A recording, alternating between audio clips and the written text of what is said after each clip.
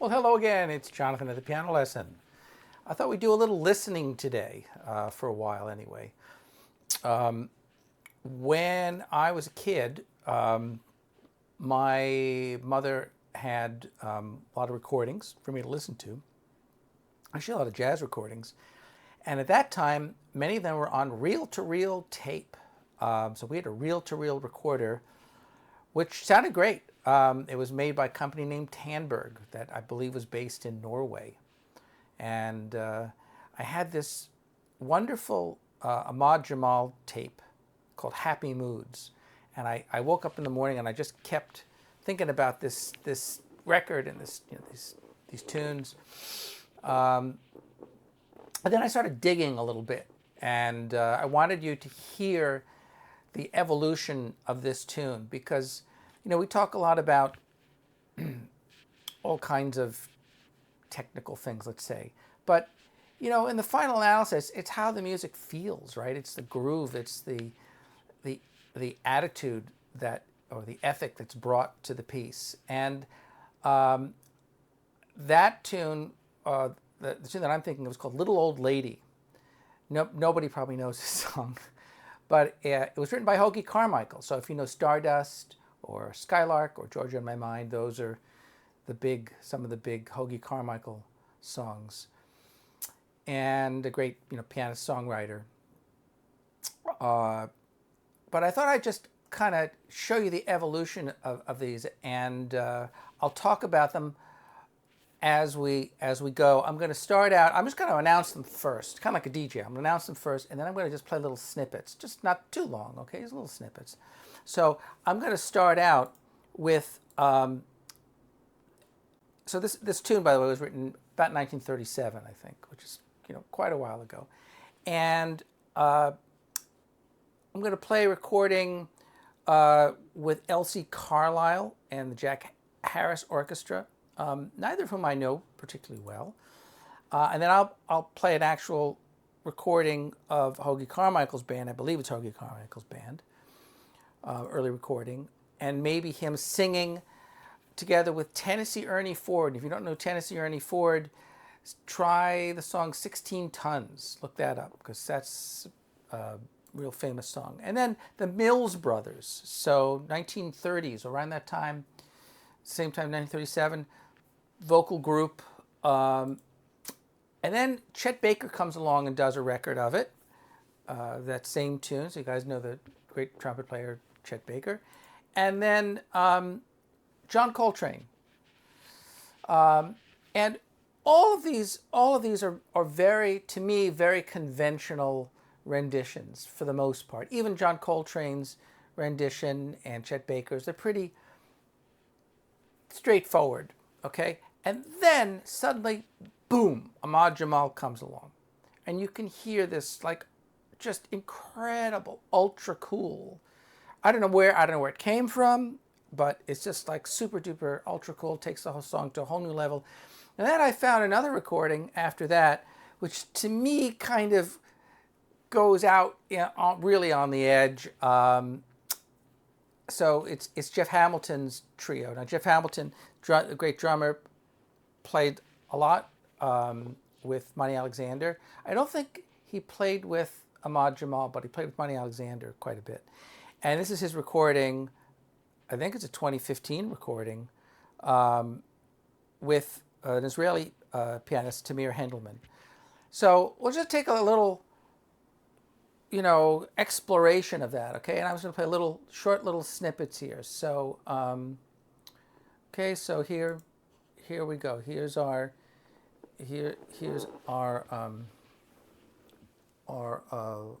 first version.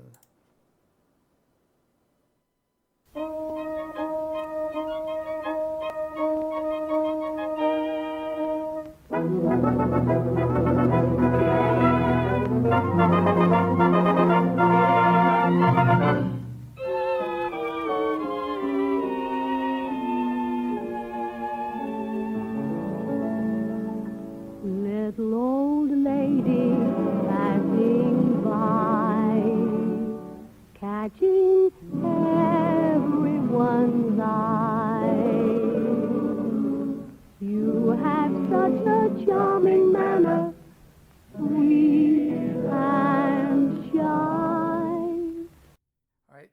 So that was the Elsie Carlisle version. We're going to go to a little bit of Hoagy Carmichael.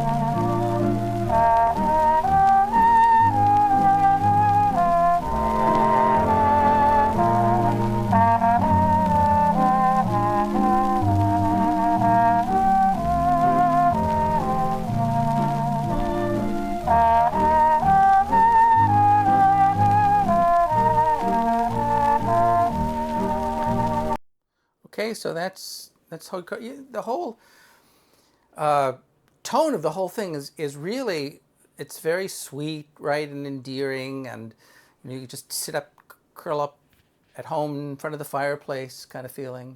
Here's him singing a little bit also. Give me a little old lady passing by, catching it has such a charming manner, sweet and shy. Little old bonnet set in place, and a smile on your face. You're the perfect picture in your lavender and lace. So you can hear the harmony, the really low voice with Tennessee Ernie Ford.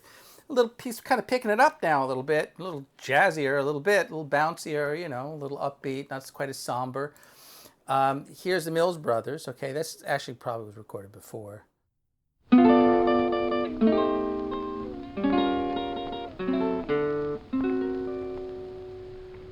Little old lady passing by, catching everyone's eye.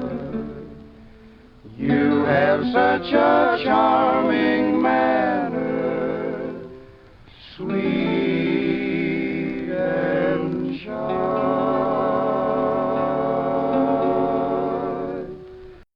Okay, so got some 4 harmonies there. That really jazzed up. Here's a little Chet Baker.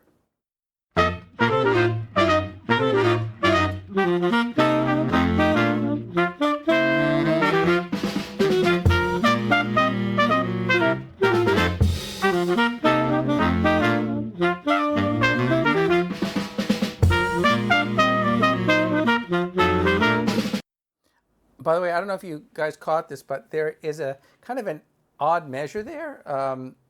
He sticks in like another measure of 3 or something like that. I haven't quite figured it out, but it's a little off kilter. Here's good old John Coltrane.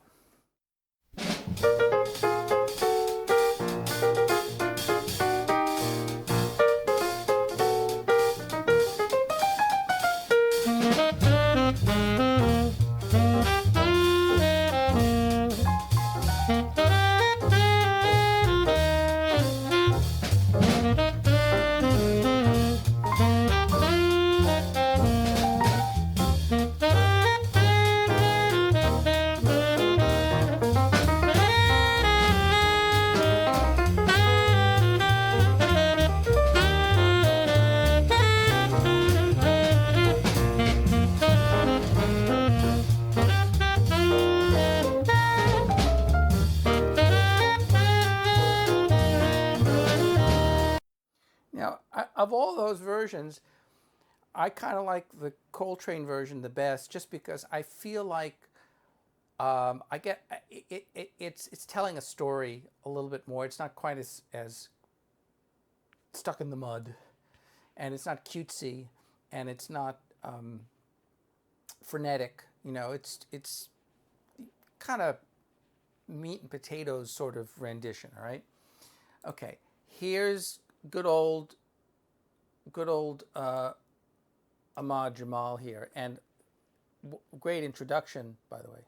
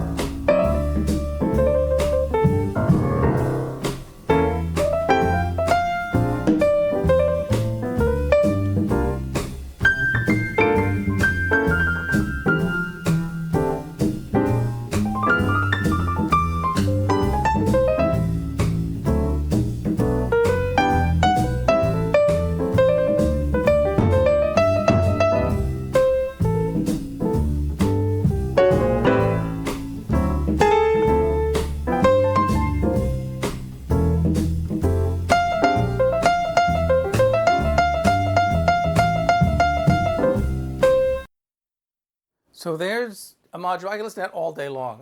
To me, that's just so optimistic and clever and cool, and you notice it's just taking it to a whole nother level. Now, I don't know where that came from. That's what I would like to learn. Like, how did they get from the 1937 stuff to that? I don't know, but whatever he did, it was extraordinary. That's just extraordinary. Now I'll play one other version. This is Jeff Hamilton's group, okay, and we'll just hear this.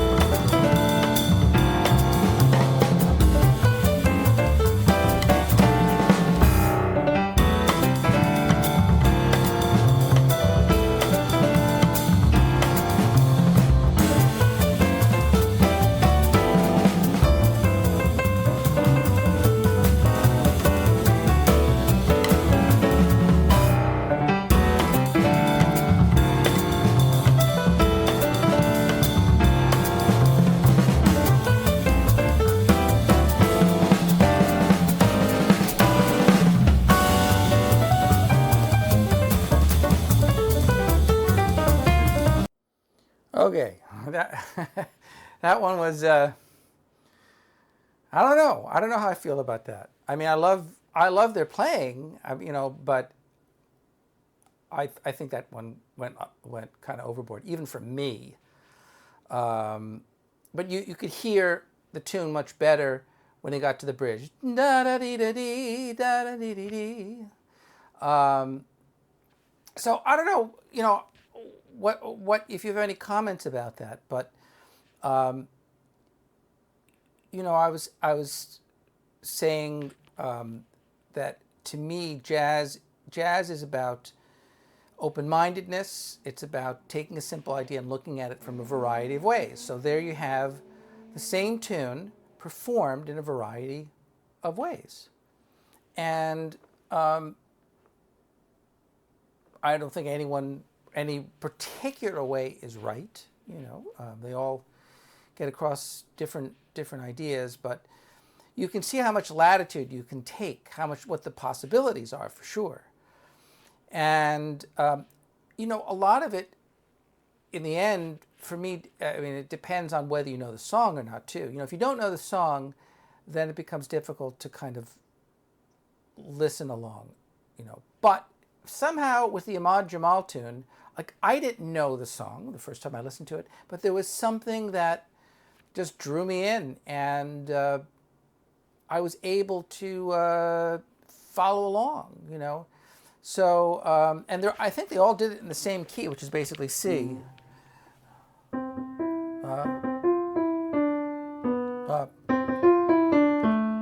the wrong notes. Oh, it's an F. Sorry. Little old lady passing by, da da dee da da da, dee da da da dee da dee da dee da da da da. I'm going to learn that. I'm going to learn that song, I think. And there's that weird measure in there. I'm kind of stumbling over it a little bit, but I just thought that was really fun. And you can just see the amount of imagination that you can have with a piece of music. You can take it in all kinds of directions if you have the tools to do that. The last version we heard, there was kind of a lot of chordal harmony in there, so a lot of like fourths. I don't know if that was quite appropriate for that.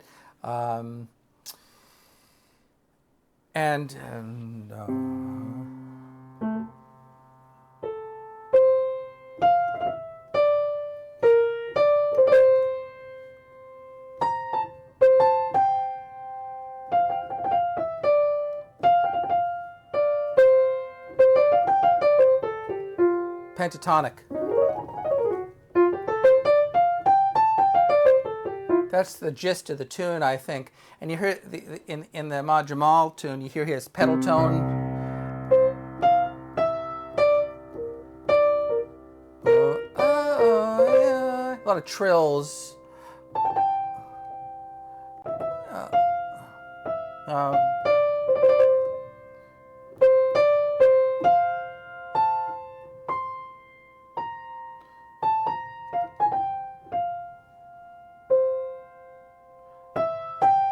I'm just doing this in real time. I haven't actually sat down and worked it out.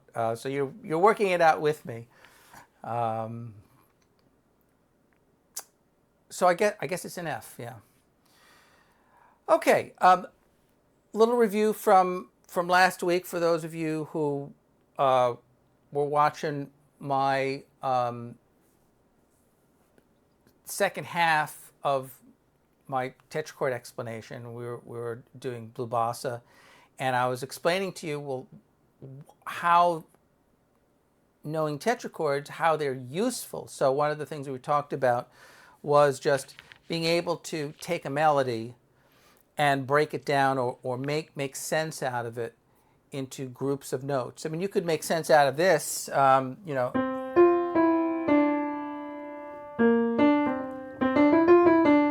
that tetrachord there,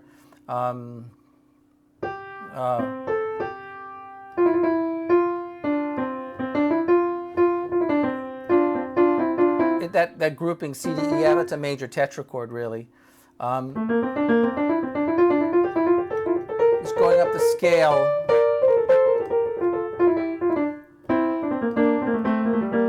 Grabbing those groups of notes. I was thinking the other day that, it's nicer. The tetrachord is kind of like, it's not a chord and it's not a scale. It's kind of neither here nor there. But being able to grab groups of notes as opposed to thinking one note at a time gives you the ability to pivot maybe a little bit more efficiently. So if you need to go in one direction or another, you have a, what's the word I'm looking for? You have a surplus, there's the word. You have a surplus of notes.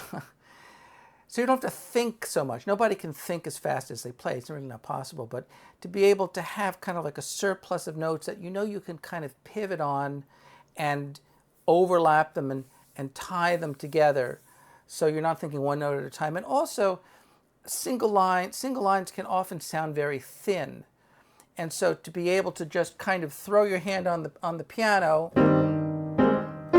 in a cluster, we did that last time. We decided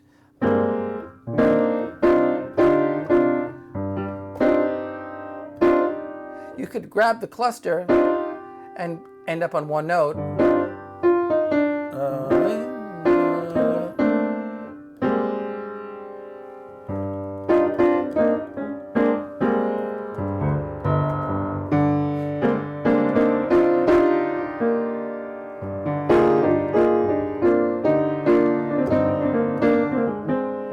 Now I'm overdoing it. I'm exaggerating to make a point, but you know, having these clusters are called clusters of sounds.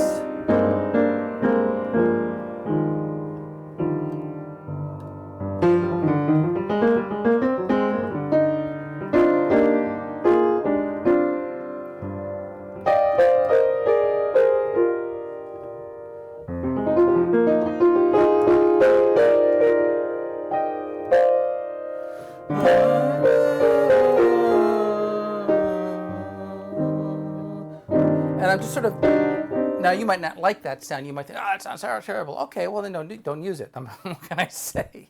It does sound a lot harsher, right? But you finesse it, right? You listen, you modify it, you adjust, okay? You don't use it all the time necessarily, but knowing that it's kind of like a safety net that you have.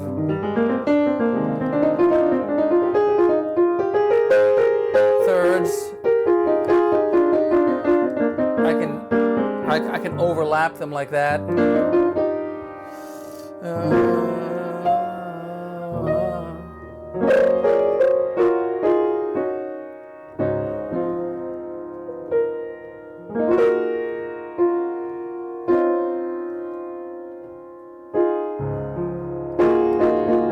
Grabbing that, I'll just kind of show you a little bit, but you know, I'm doing this.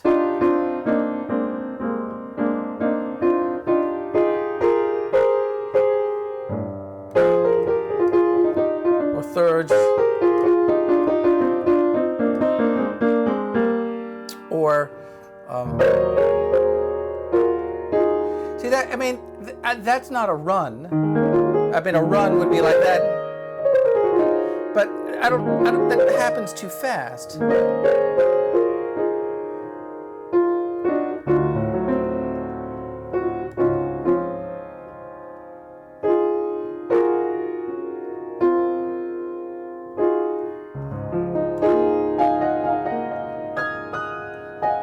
Right? And those are sounds that literally fall in the cracks. You know, our ears become tired if we hear just clean chords all the time. You know, if we hear just minor chords, or we just hear scales, you know, and then you start to wonder, well, is that all there is? I mean, is that all the possibilities that exist? And well, no, there's gradations in between, and it's those gradations. It's kind of, you know, playing in the cracks, playing in the gray area. To me, jazz can all be summed up as kind of playing in the cracks. You know, especially on the piano, because the piano, you know, you can't bend notes, right? It's not like a saxophone or a guitar where you can do that. There's no breath, there's no bow, right? You know, but it's somewhere in between. You know, it's somewhere in between this, you know, major and minor. It's this, It's that kind of that sound. So I could end on a minor and lift up, right? Or and then adding an extra note, the 6. All of those just kind of trying to dial in the sound.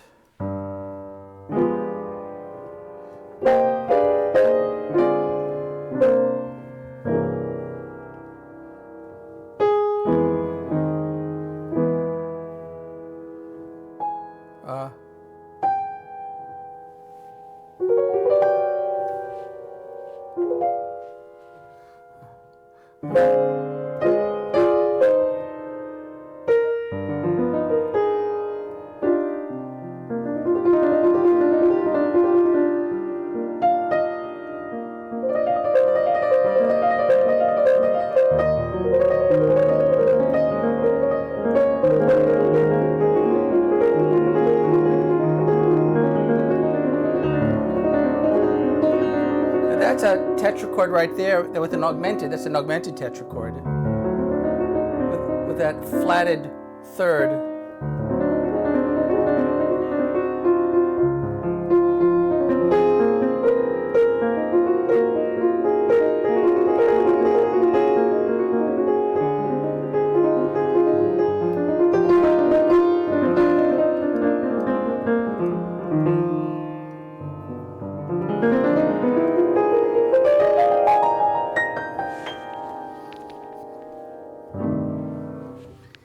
Anywho, I guess that'll do it for today. I kind of meandered a bit, but I hope you had fun, and we'll see you next time, and you let me know what you think. Okay, this is Jonathan at the Piano Lesson, signing off once more. And if you want to visit my website, there's nothing much there, but you could send me a line, or you could just post a comment on my YouTube channel, thepianolesson.com, or look me up on the YouTube. Bye-bye.